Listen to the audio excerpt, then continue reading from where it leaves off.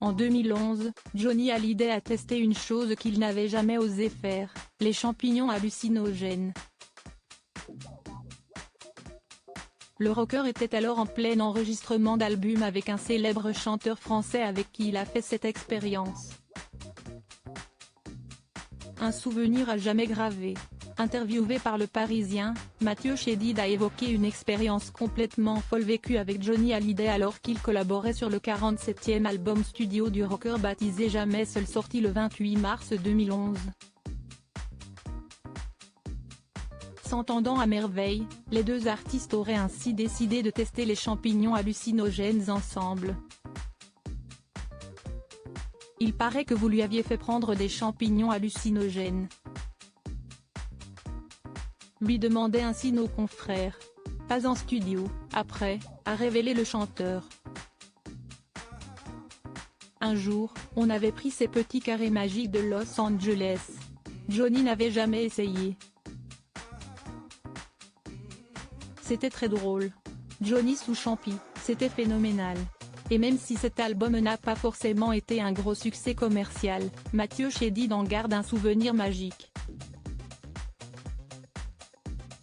Il raconte, ce qu'on a vécu avec Johnny, humainement, musicalement, c'était extraordinaire.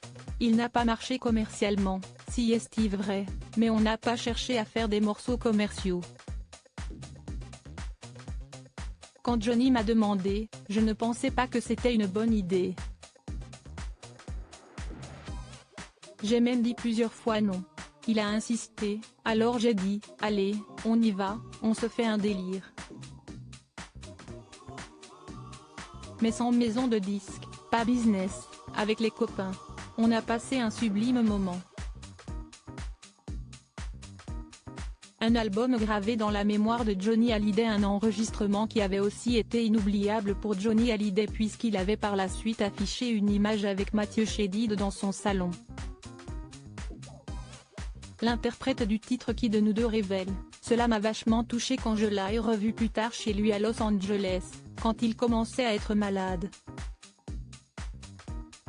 Dans son salon, il y avait de grandes photos de cet enregistrement. Il avait quand même tatoué le nom de l'album, Jamais Seul, sur son bras. On a écrit cet album en 15 jours, on l'a enregistré en 2 semaines, c'était intense, très libre, un album un peu hippie. C'était fou. Je n'avais pas fait cet album pour la Tour Eiffel, pour un monument mais pour un homme très touchant, au parcours dingue. Et quand il y a eu ses obsèques, on a tous pris conscience à quel point il avait touché les gens. C'était un peu bizarre, presque impudique, d'être là, autour de son cercueil, filmé par tout le monde.